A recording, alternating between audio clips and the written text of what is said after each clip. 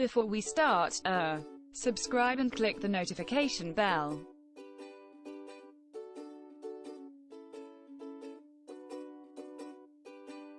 Humans have 7 emotions, namely happiness, surprise, agitated, contempt, sadness, fear and surprise. What is emotion? Emotion is triggered by an antecedent event. The brain interprets the event. Then the body responds and shows variations of emotional expressions. What is emotion? Emotion is triggered by an antecedent event. The brain interprets the event. Then the body responds and shows variations of emotional expressions. Emotional experiences of process antecedent events can be events, contexts, or situations that trigger an emotion. Universality of antecedent events elicits same emotions across cultures. Activating event is any event that elicits client's immediate interpretation of event. We then evaluate our beliefs whether it is rational or irrational. This leads to cognitive, emotional and behavioral consequence. Cognitive appraisal. Your thoughts and beliefs can impact how you feel and how you behave. Emotional expressions. According to cultural rules that dictate how emotions should be expressed when and where expression is appropriate, there are instances where people overtly show evidence of certain emotions even if they do not feel it in order to disguise their true feelings. Physiological. Autonomic nervous system, central nervous system and the neurotransmitters and hormones commands the body to elicit the emotions. There are theories that explains emotions. 1. James Lang theory. The James Lang theory proposes that you interpret your physical reactions and conclude that you are frightened. I am trembling. According to the James Lang theory, you then interpret your physical reactions to the stimulus as fear. Therefore, you feel frightened and rush to your car as quickly as you can. 2. The Cannon-Bard's theory of emotion states that stimulating events trigger feelings and physical reactions that occur at the same time. Cannon-Bard proposes that both of these reactions originate simultaneously in the thalamus. 3. The Shakti-Singer theory, also known as the two-factor theory of emotion, states that 2 factors are needed to experience emotion. First, environmental stimuli elicits a physiological response. Second, we cognitively appraise this physiological activity, and try to give it the correct label. Distorted beliefs oftentimes lead to depression. Example, when you always that you worthless or a failure, the consequences is you will become sad or even depressed. The lesson here is don't let your emotions control you. We have the capacity to control our emotions. That is, let us always check our thoughts and belief system. Subscribe, comment and click the notification bell so that you will be notified if we have new videos.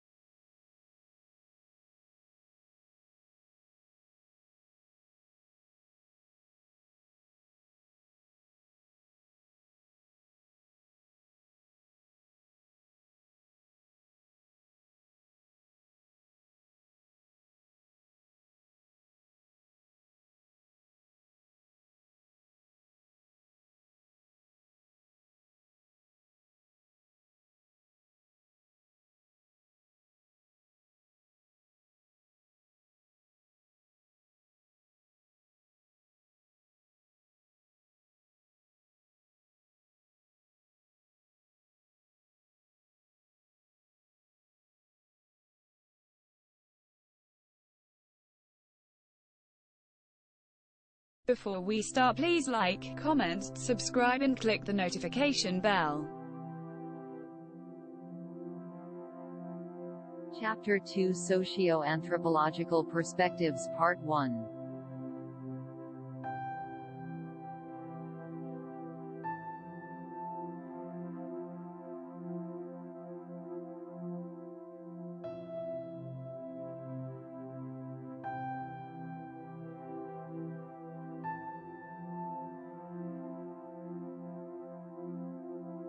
Charles Horton Cooley is among the pioneering contributors to sociological perspectives on the self.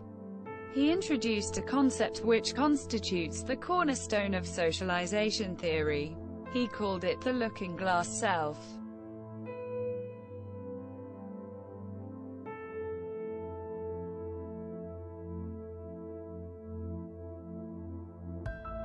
Views of ourselves come from knowledge of our personal qualities and impressions of how others perceive us. How we see ourselves comes not from who we really are, but rather from how we believe others see us. The theory states that people in our close environment serve as mirrors that reflect images of ourselves. By this, Cooley meant that the self grows out of an individual's interactions with others.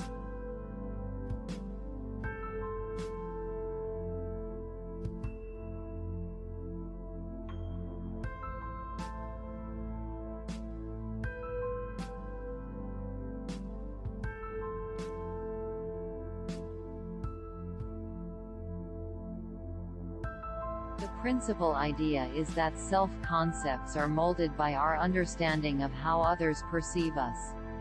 Our self-images are reflections of the responses and evaluations of those who surround us.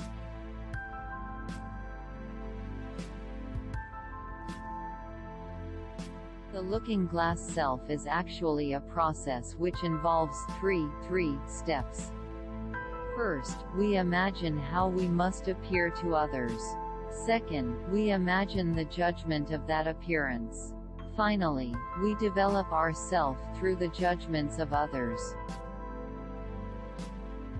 George Herbert Mead developed one of the most important sociological approaches to the self, which is well known as the theory of the social self.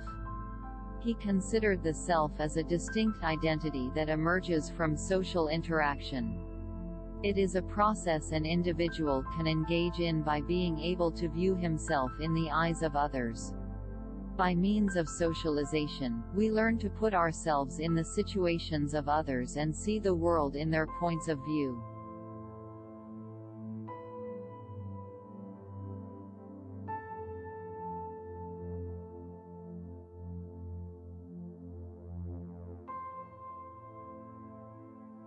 Mead proposed that the self has two sides or phases, namely, me, and I. The me, which is regarded as the individual's socialized aspect, is characterized as the representation of the learned behaviors, attitudes and expectations of others, which is sometimes called as the generalized others, or, more simply, the notion a person has regarding the common expectations of those within his/her social group. B. A phase of the self in the past, and C. One that is developed by an individual's knowledge of the society and his social interaction. The me is the social self and the I is the response to the me. The I is the individual's impulses. The I is self as subject, the me is self as object.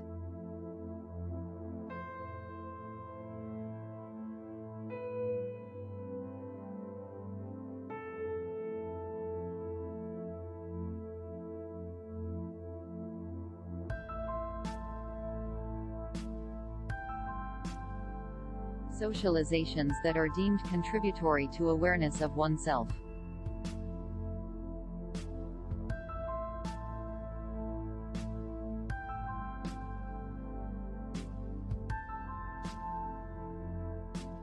Primary socialization happens as a child learns the attitudes, values and actions appropriate to members of a particular culture.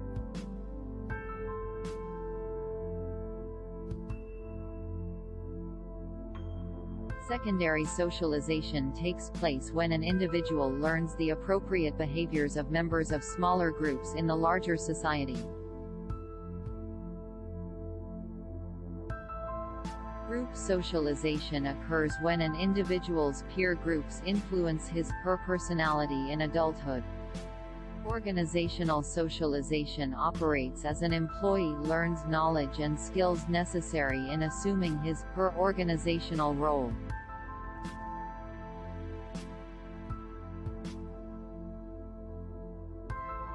Mead claimed that children get to understand themselves and the social life better as they move through such stages of role-taking as 1 imitation, 2 play, and 3 games.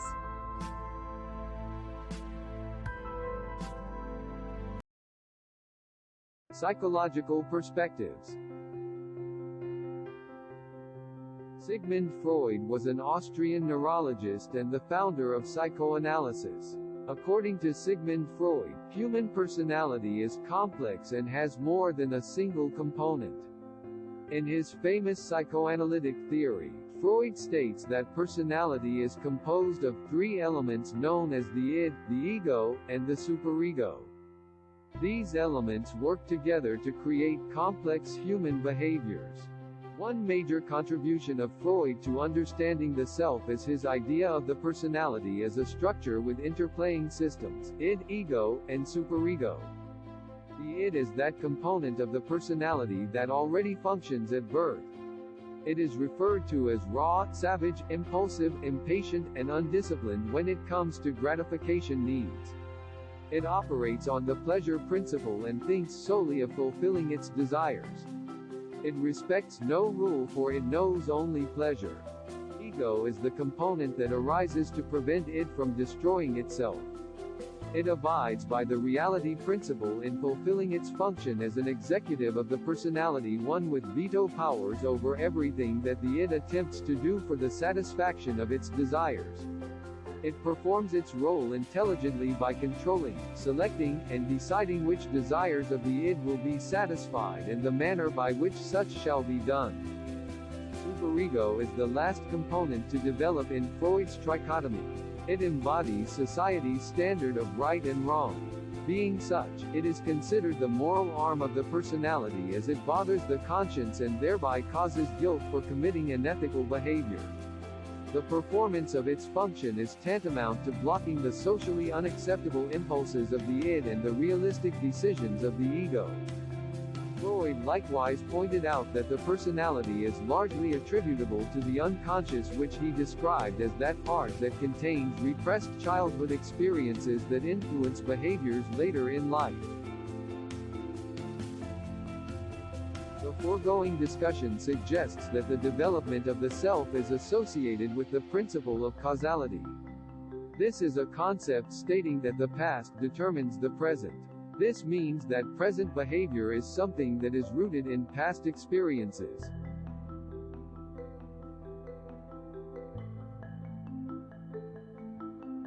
Do not forget to like, comment and subscribe.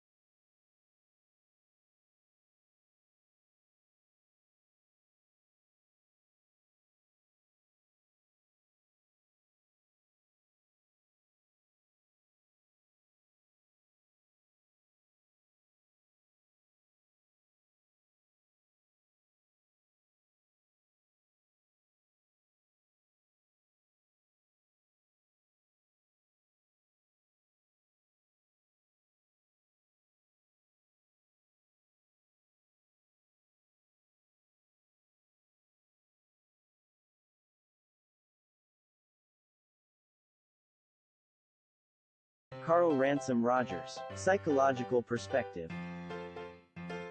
Before we start, please like, comment, subscribe and click the notification bell.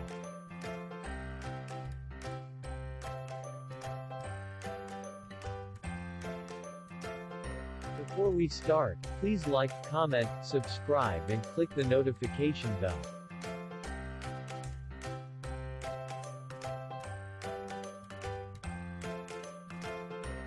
In his theory, Rogers upheld self-actualization, which he characterized as the process of achieving the goal that man wishes most to achieve, that of becoming himself. He maintained that each man has a self-actualizing tendency or the urge towards self-fulfillment, the attainment of which comes by realizing one's potential to the highest extent possible in a unique way.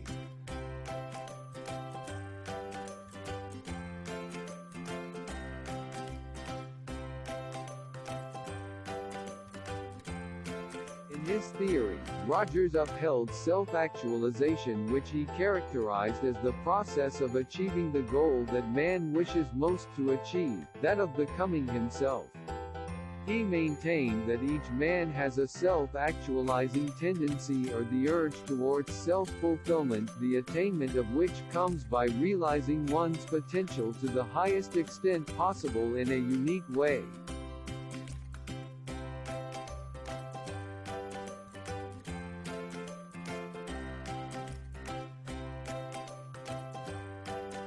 One way of achieving self-actualization is by going through many experiences as there are possible.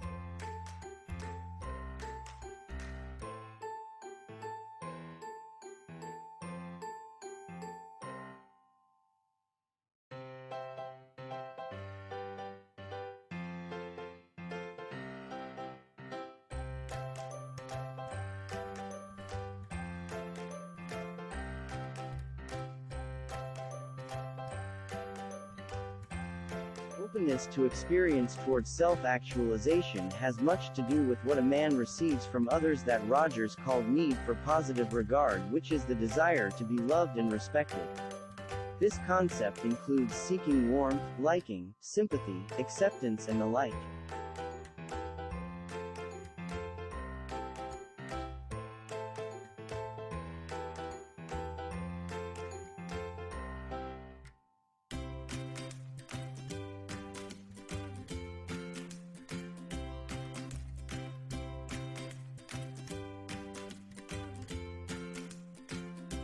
Rogers stressed that self-actualization is forthcoming if an individual is treated with unconditional positive regard rather than conditional positive regard. The former is an attitude of acceptance and respect despite a person's undesirable behavior, while the latter is one of withdrawal of love and acceptance for undesirable behavior, which can lead to self-discrepancy, i.e., a disparity between true self and the self that others wish one would be. The self will therefore enjoy optimum development in an I environment where one can experience fully, accept him herself, receive acceptance from significant others, particularly the parents, although they find certain behavior. Psychological Perspectives, Carl Jung.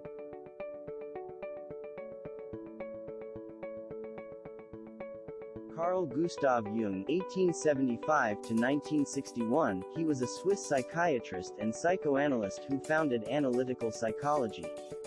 He was an early supporter of Freud because of their shared interest in the unconscious.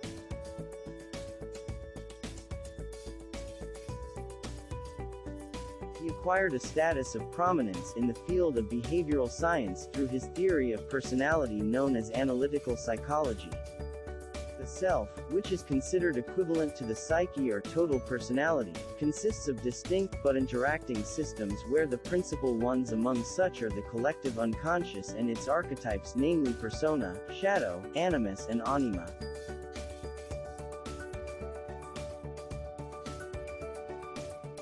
The collective or transpersonal unconscious is known as the most potent and influential system of the psyche. It is the storehouse in each man of the inherited experiences that ancestors repetitiously encountered through many generations.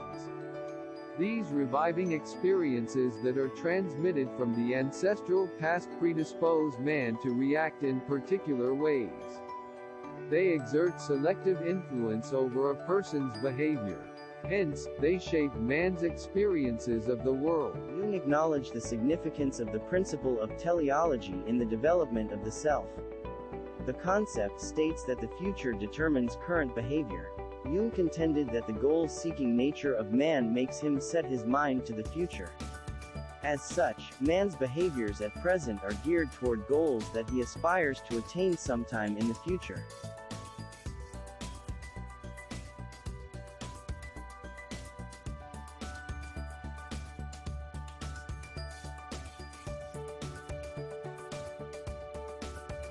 The collective unconscious is a system that has structural components that are called by such terms as archetypes, dominants, imagos, primordial images, mythological images, and behavior patterns.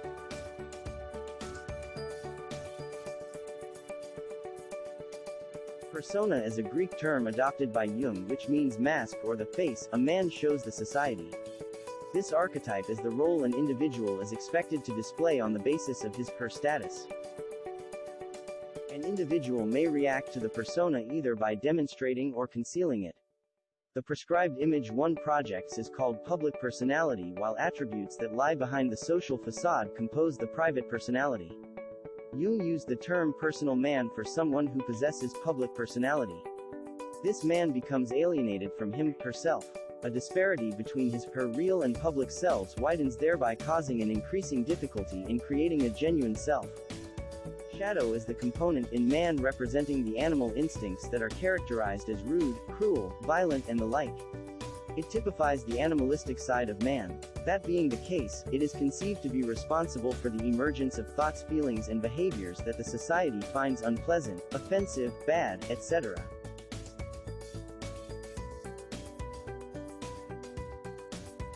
Anima and animus are concepts to which Jung credited the bisexuality of man. This is so since both are present in every man, i.e., in each male and female human being. Anima is the feminine attribute in males while animus is the masculine attribute in females. The presence of these archetypes in the sexes causes misunderstanding between them and prompts them as well to be understanding of each other.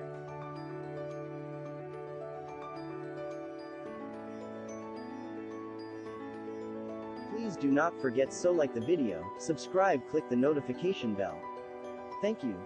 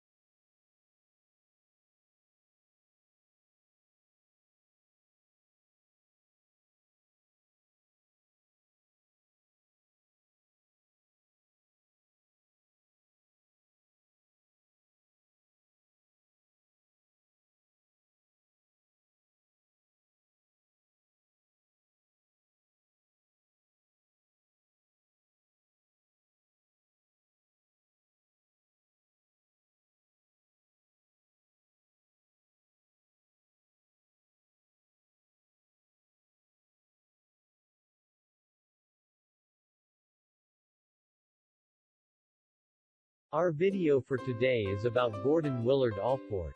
Before we begin, please like, comment and subscribe.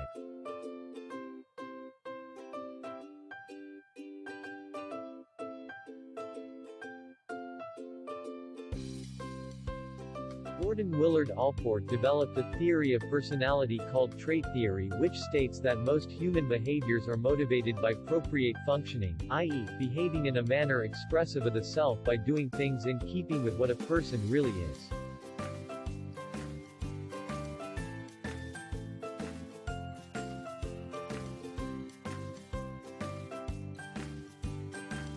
The word appropriate is Allport's term for that essential concept, the self. This self is composed of such aspects of experiencing as most essential, as opposed to incidental or accidental, warm or precious, as opposed to emotionally cool, and central, as opposed to peripheral.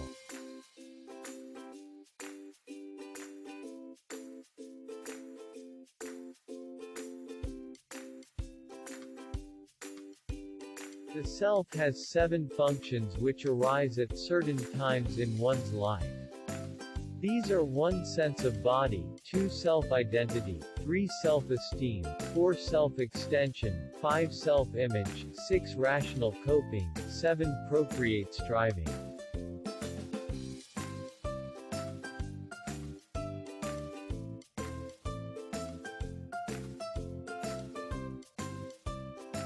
Rational coping is learned predominantly from 6 to 12 years old. The child begins to develop his or her abilities to deal with life's problems rationally and effectively. This is analogous to Erickson's industry.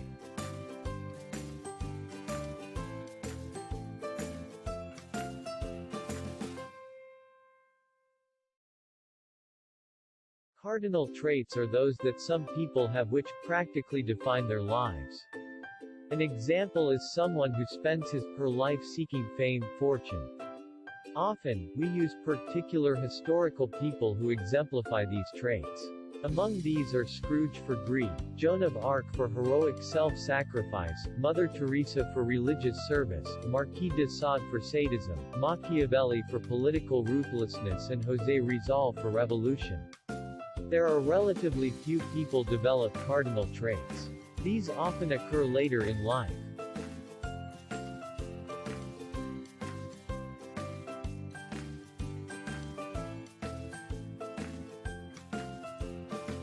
Secondary traits are those that aren't quite obvious, or so general, or so consistent. Preferences, attitudes, situational traits are all secondary. For example, she prefers to eat in a restaurant. Central traits are the building blocks of personality.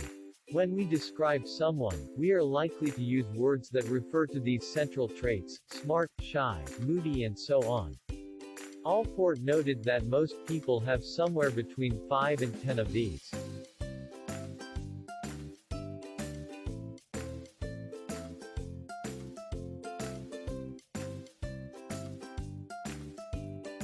Procreate striving usually begins after 12 years old. This is myself relative to goals, ideals, plans, vocations, callings, and a sense of direction, purpose.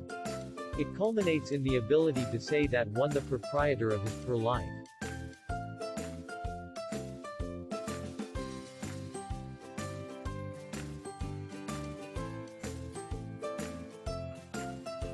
Self-image also develops between 4 and 6. This is the looking glass self, the me as others would see me. This is the kind of impression a person makes on other people, might look, might social esteem or status, including might sexual identity. This is the beginning of conscience, ideal self, and persona. Self-extension develops between 4 and 6. Certain things, people, and events around us also come to be thought of as central, warm and essential to our existence. My is very close to me.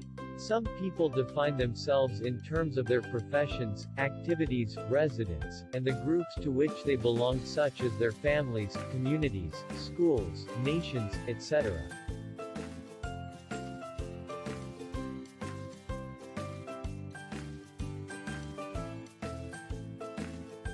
Self-esteem develops between the ages of 2 and 4 years old. There also comes a time when we recognize that we have worth to others and to ourselves. This is especially related to a continuing development of our competencies. This, for Allport, is what the anal stage of Freud is really all about.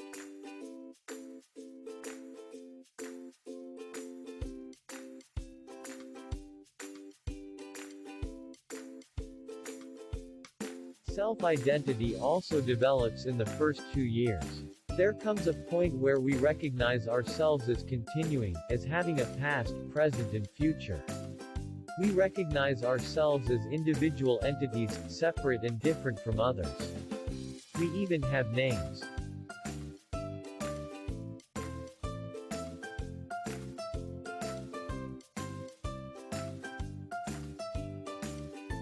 Sense of body develops in the first 2 years of life.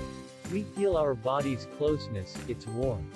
It has boundaries that pain and injury, touch and movement make us aware of.